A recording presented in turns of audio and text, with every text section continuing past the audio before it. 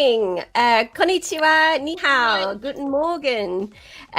We are here, the business of creativity. Gosh, it feels like it's been quite a while and I've kind of forgotten what I'm doing, but I'm sure I'll work it all out as we go along.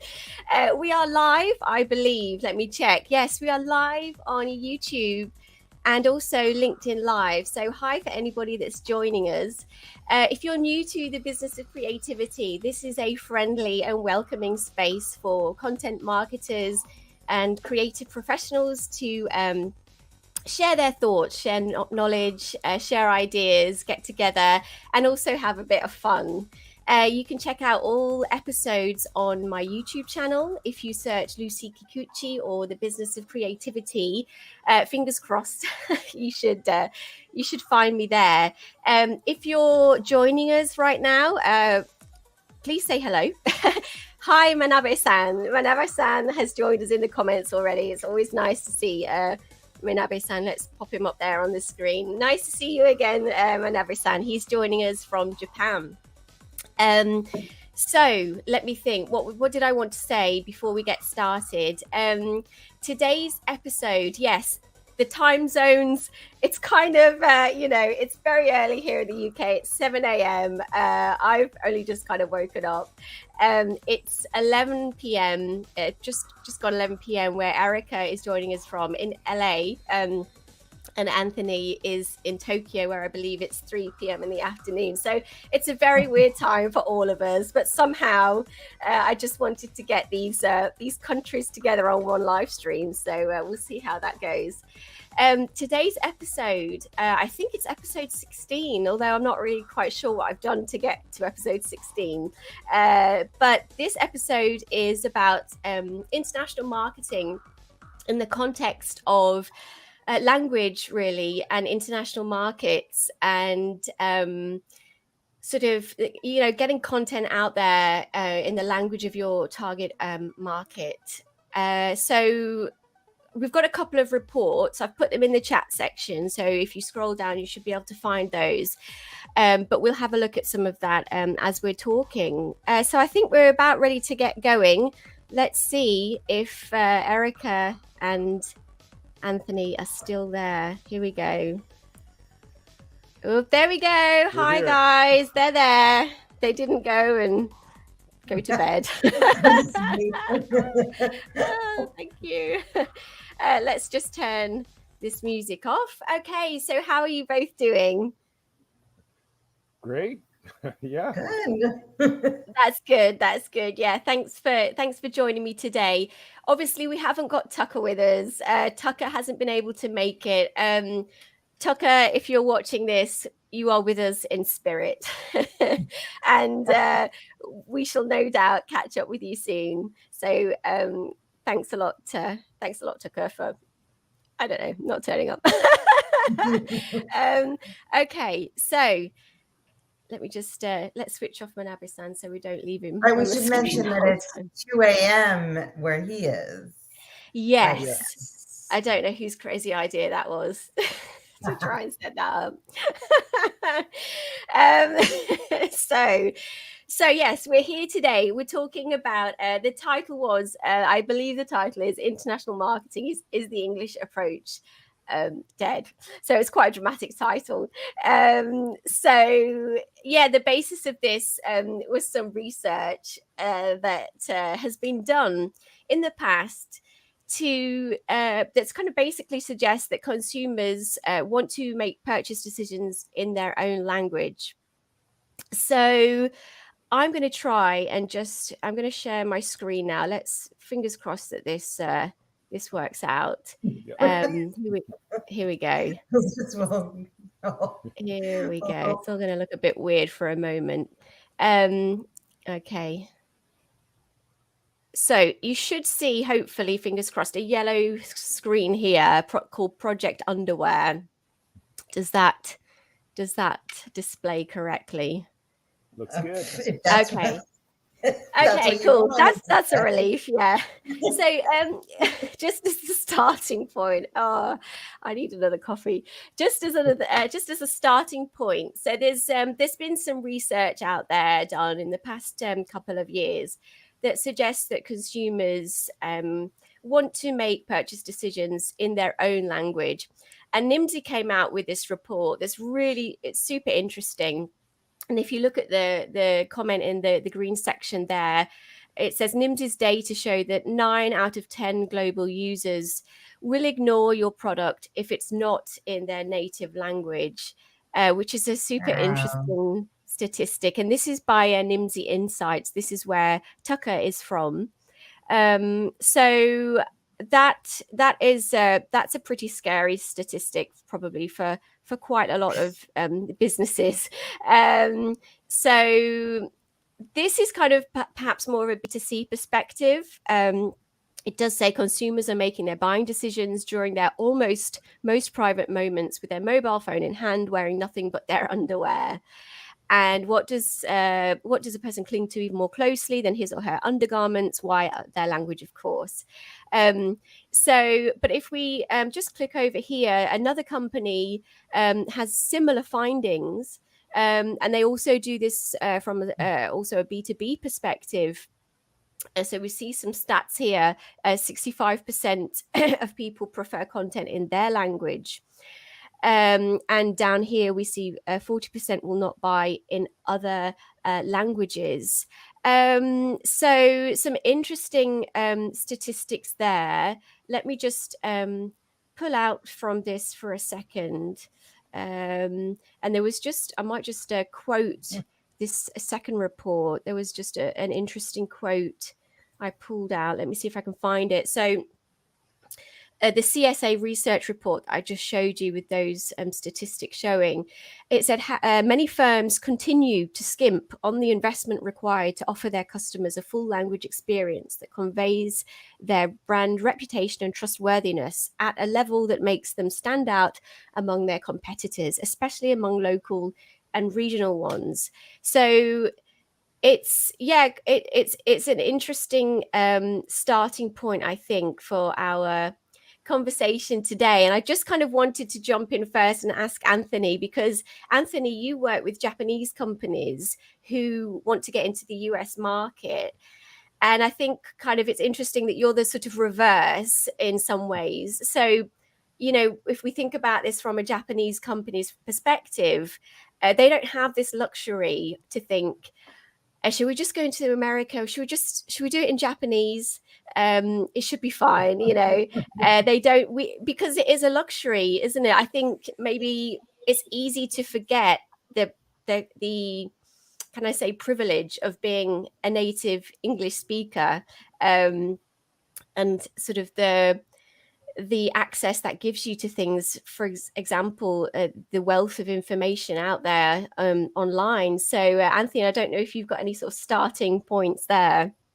Sure. At least like you mentioned, I help Japanese companies enter the US market, and sure, their options are limited. They basically have to use English for the most part, depending on their market. But that doesn't mean that it's as straightforward as many think. So the big mistake that I help companies with is in the copywriting space. So these days we do have a lot of AI tools, machine translation, and honestly, there are a decent amount of people in Japan that know English. But the question is, are they properly localizing and marketing their brand? So even coming into the States, I think there's a lot of work to be done and a lot of things to consider about your audience. You can't just run your Japanese text through a translator and expect your products to sell. Yeah, exactly. So it's not quite as straightforward, is it? Yeah, as everyone would hope. As everyone would hope. Yeah. Yeah, and it never is it? But I know Erica and I were just chatting just before we went live, and Erica, you were saying that basically this research has been around for a little while. Do you just want to sort of carry on that point? But definitely, we've known this for a while now that people prefer to be spoken to in their own language. But does that move the needle for the company that you work for example? So this is great that we have all of this research, and definitely it helps us make those arguments to our clients and the companies that we work for. But I truly believe that the pandemic really fast-tracked the really has fast-tracked this argument, but mostly because the demand is there. Everything had to be moved to completely digital during the pandemic.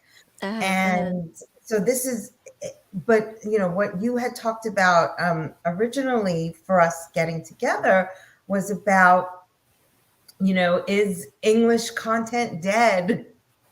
Right? Leaving things alone in English. And I like the drama of that. I think we talk about that all. I love the drama in that. But that's really what you need to make your argument is you need the drama.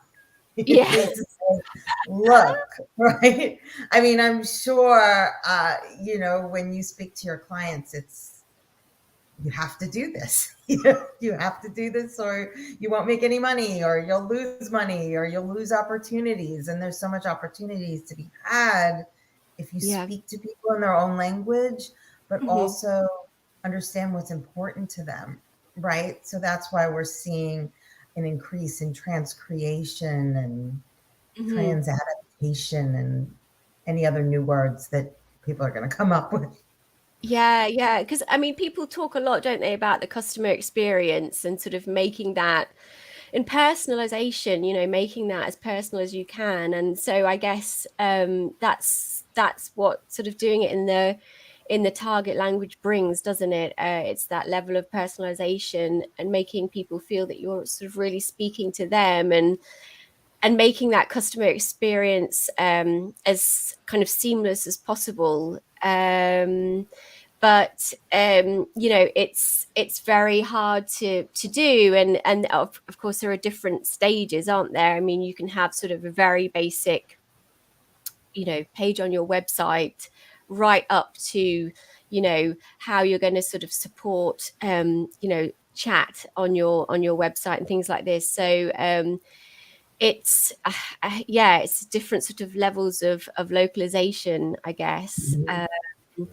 And you know, do you what exactly, you know, what stage do you want to sort of take it up to?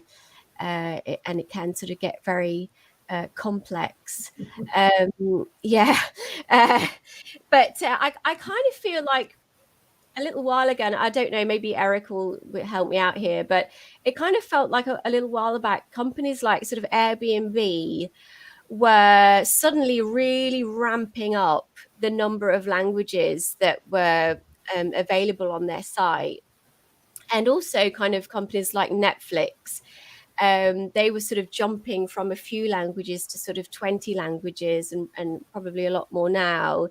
And I don't know if they've sort of managed to sort of have an influence on things like people sort of seeing these big companies that are basically saying, you know, we need to do this in all these different languages, and sort of setting a bit of a benchmark. I don't know what you guys think about that. Well, I think, you know, when I thought about the title to this stream, you know, my response was, you know, was the English only approach ever fully alive? I mean, I think, you know, depending on the country, you can go so far in English only, and I'm guilty of that, going so far here with mostly English. And I'm currently relocalizing my website and trying to make it even more compliant with the Japanese market. But I think, as you hinted at, Lucy, it's a matter of how far you want to go. And these large companies are realizing, if we want to surpass these saturated English-speaking markets, then we're going to have to invest a little bit more in localization and local content. And here in Japan, you get a preview of that by looking at what movies are popular. And I don't have the data with me, but there were a few articles years ago saying that basically people prefer movies that are, you know, spoken in Japanese as opposed to subtitles all the time. So it's really how far you want to go. Yeah, and what Netflix just faced with Squid Games, where some people, you know, might have preferred the subtitles, or people came forward and said, well, if you really knew Korean, you'd know that you missed all these really important things.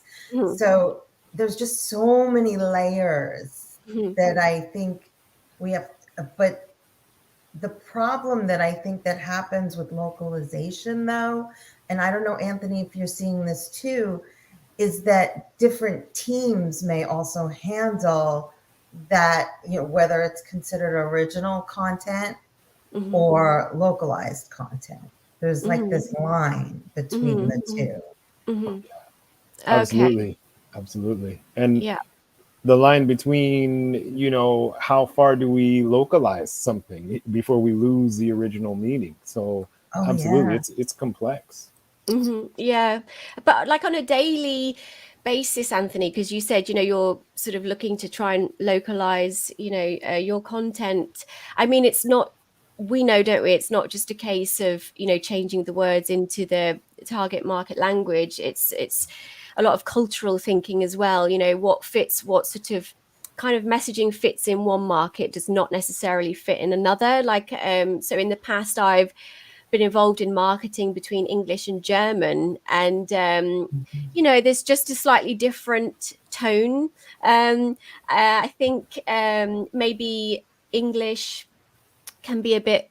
It depends, of course, but can be a bit less formal. German might be a bit more. We might perceive it as a bit sort of, dare I say, stiff. But Don't say it. that. Don't say that. Oh um, my.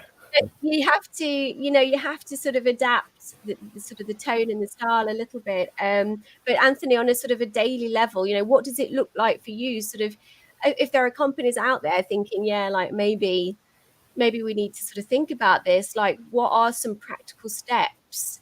What are you doing?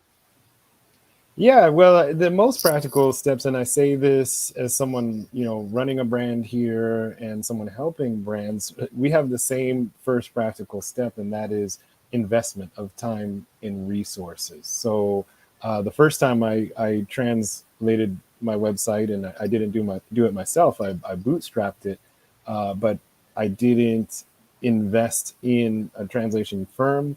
So it was competent, but there were some confusing elements. So, for example, one of my articles referenced something specific in California, where you are, Erica, and that didn't necessarily translate to the Japanese audience. So now, for this current localization I'm working on, I'm hiring professionals and trying to do it right. And that's the same thing my clients need to do. If they want a proper translation, they'll hire the translator, they'll hire me to work with them to do the writing. So that's really the first step, unless you have in-house the proper talent to do this. Hmm. Yeah, yeah. And Erica, of course, you worked previously for Apple, so you're seeing this at the sort of the very kind of top end, the sort of very big scale. Do you have any sort of, best practice really for taking on this kind of challenge?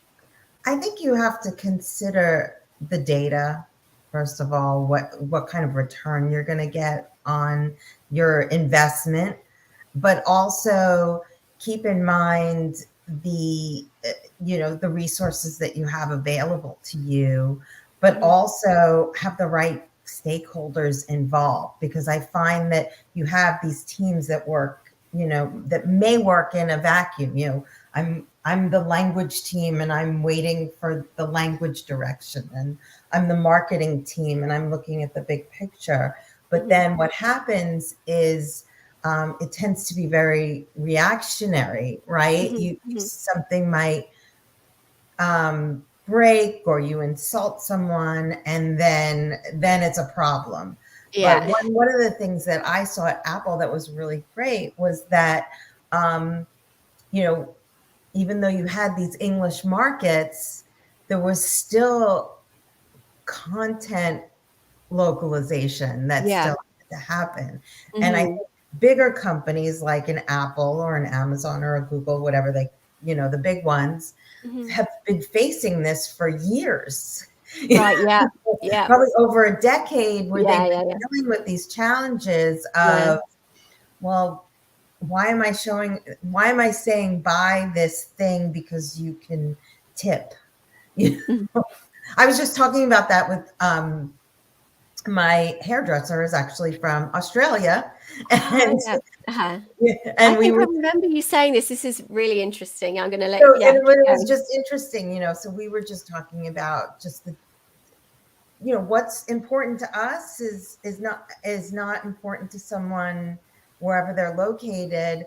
Yeah. But I think what's fascinating me now is there's been this whole digital nomad and, people working remotely. We don't even know where they are. And then how they identify is what you're sort of marketing to. It's super complex because, you've got Anthony in Japan, and then we have so many people who are, now might be taking advantage of living in Americans living in Europe. So there's a lot of, I mean, I don't know if they use the term musical chairs in other countries, but there's this whole, people are all over the place. And in the United States, we just have so many different cultures as well. So I always thought, well, you could localize for Texas, technically. So Yes.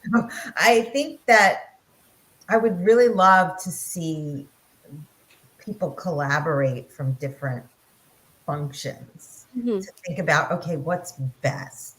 I've got my localization people in the room. I've got my marketing people in the room. What's best for the global approach? I mean, Anthony, you deal directly with clients, so.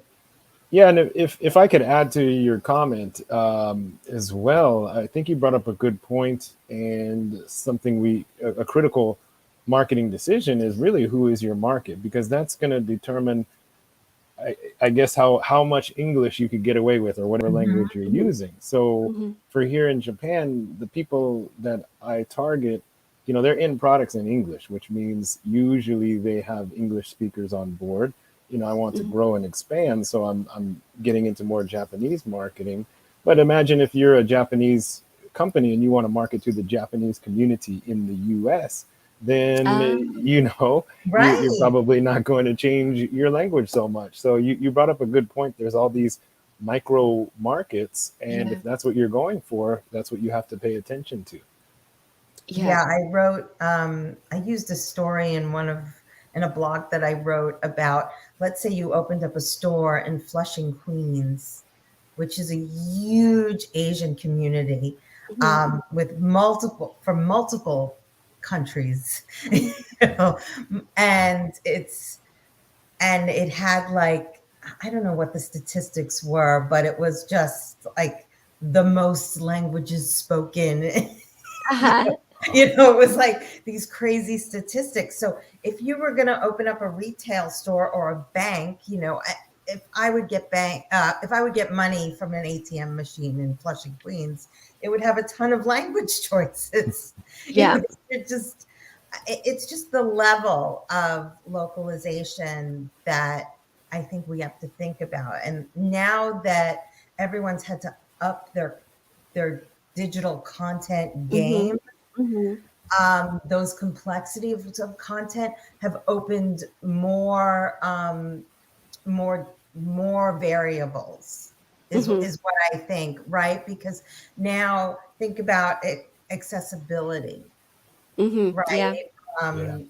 So it's just, there's the language, but then there's the size of the language. Do you have to provide audio? And I mean, there's just so many different variables that you're open to. And then there's, we just have this volatile political landscape. And it's, so there's a lot of sensitivities that you have to politics, to accessibility, to gender, to, and it just, all of that impacts what you're going to do with language. So yeah. I mean, I don't know. This is probably very sort of naive thinking. Is it more difficult B2C kind of consumer marketing? Do we have it a little bit easier in B2B? The messaging is a bit more dry. I don't know. What do you think? Or is it just a huge challenge for all of us, really? B2C, B2B. Yeah, yeah, yeah. I I don't think think companies even really know what's coming yet, right? Uh-huh, uh-huh. Yeah. yeah, even B2B, you have to consider a lot of the things that Erica said as well, because your content's public.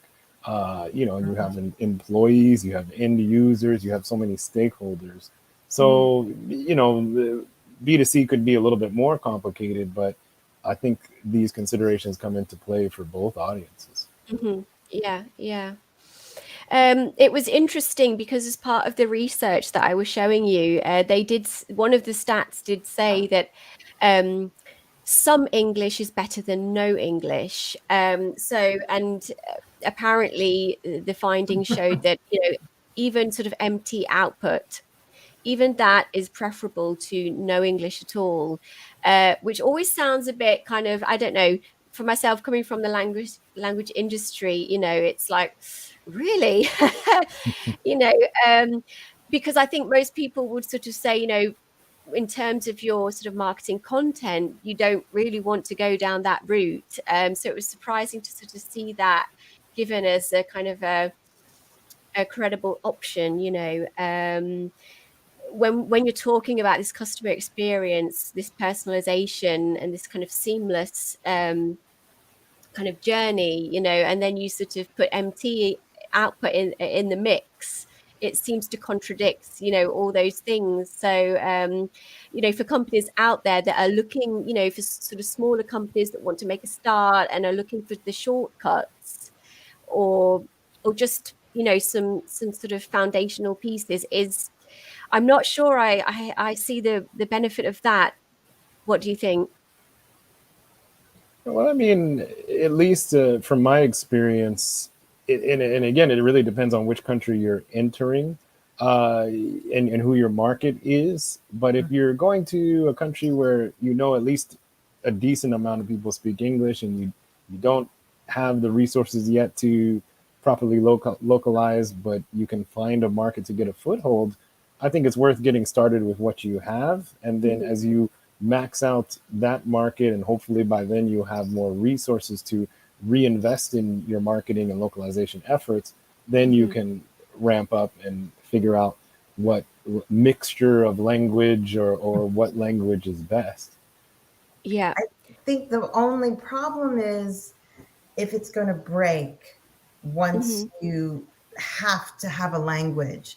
Hmm. So for example, if everything's in English and then suddenly you explode, there's a demand in that particular market, Hmm. and then the way you've engineered your software, Yeah. there's no way that you could extend the text or Yeah. decrease the text or make it vertical, or so it I think it's that flexibility, whatever the agility that we call it, but Yeah. how did you how what's the foundation of your product, and then will it break if we have Hmm. to change the language, or if Yeah. we had to make it accessible. And then the other thing that we're seeing is there's a lot of there's regulations that you Hmm. may come Yeah. in, that you may face when Yeah. you go Yeah. into a particular region. And it's in I think what companies really got away with maybe 5 years ago was Hmm. that all you were doing was maybe having a different language version of your website, Hmm. and that Hmm. was fine, Yeah. right? Yeah. you know Yeah. but now that the content is so complex, Hmm. and then you're running into all of these issues. For example, Yeah. maybe a law saying that you need to um, there have audio accessibility, or Hmm. Hmm. um, So as we get into those things, it just breaks, if you have to start from scratch all over again and create a whole new website, a whole new foundation, or completely redo your software, then I think that's where the real problem is. If you have to totally rebuild to react to the customer demand. It's interesting because I've sort of heard this idea before. I think maybe HubSpot have got this kind of a tagline, if you will, like global first. As a company, if you are planning to sort of go global, it has to be sort of in the mindset of everything. You have to make things, or you have to choose things that will allow you to grow globally. So, for example, like a content management system, that there are some content management systems that, when you decide at some point, okay, now we want this in multiple languages, it just wasn't built for that. And so, like, planning in the earlier stages, that the tools that you choose, and yes, like the workflows and the processes, that they are built in such a way that when the time comes, that you're set up for that. And in some cases, such as that some of the tech that's out there, that won't be the case. So it's sort of some forward planning on that point. And Japan has some really great examples of I love like Disney in Japan, and how they've actually they've written whole songs in Japanese. Oh yeah. And they changed the names of products and services to match the audience here. Yeah. So it would be really interesting to find out, let's say from the original concept, like we're going to have a new Disney movie and whatever, new Disney princess. And well, they have original characters here. I don't know too much about it, but apparently there's a bear called Duffy here that at least maybe he exists abroad now, but he's an original creation for Japan. So that's how far they've gone. It always feels like Japan is the level of expectation, or the level of demand is quite high in Japan, that they would expect this very sort of high level of localization. It just feel like maybe that's a particularly sort of challenging market, perhaps more so say than, for example, like a British company going into Europe, a British company going into Japan, is the bar is actually quite a lot higher maybe. Absolutely. If you can make it here, you can probably make it anywhere. That's something that I often hear in interviews that I conduct and things like that. Yeah, I can believe I've always said that Japan taught me localization. Okay. Nice. So you can use that, Anthony, if you like it. I think I will. I think we're an excellent case study over here. But because that's, they were always known as the difficult market, right? Yeah. difficult. You need the child on the naughty market.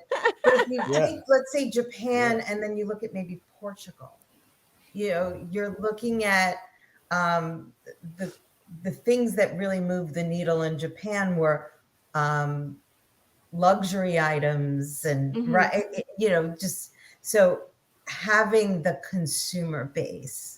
So they had that power a lot earlier than other regions. Right. Yeah. You mentioned that earlier about sort of this sort of idea of power and leveraging, like consumers have more leverage now and sort of can make this sort of demand to have this very sort of localized experience. It's it's fascinating. We are coming up to 7:36 in the morning, so I'm sure we're coming up to Erica's bedtime. I know, we're just getting started. I'm like, I know. Being half like, I have so many questions. I know it's a really great topic. I always love talking about this, and yeah, I'm sure we can come back at some point. Maybe we'll even get Tucker involved. Yeah. Maybe we'll get him put him out of bed, and get him involved in the next one. He's got the good research. That's what we need. That's what we need to make those arguments to say, yes, here's the data. This is really happening. You want to be ahead, or do you want to be behind? Yeah, I love that. Yeah, that's a nice concluding comment. Well, we'll leave it there for today. I'm going to go and I'm heading out to work. Erica's going to go to bed. And Anthony, I guess you're going to finish your working day. Yeah, I'm going back to work. You're going back to after interruption to your working day. Thank you very much. A fun one, a very fun interruption, a welcome interruption. Yeah. Oh, that's lovely. It was really nice to see you guys. It's always so much fun to chat to you. I'll try to get some highlights of our conversation out onto LinkedIn. And people, they can catch up with this. It's not going to disappear. If people haven't caught the live version, then it will be available as a recorded event. We've got some good comments. Yeah, we've got. So I would like to say arigatou gozaimasu to Manabe-san. He always likes to join us. So thank you very much, Manabe-san. We've also got Mike. Yeah, konnichiwa. Yeah, it's arigatou. Not konbanwa. Yes. We've got Germany. Dankeschön. Yes, thanks for joining. Nice to see Germany chiming in. I guess it's about 8:30 over there, so you need to get to work. Yes, yeah, exactly. So we will see you all again soon. Take care, everybody. Check out all the episodes on YouTube. Search Lucy Kikuchi, and see you again soon. Bye-bye.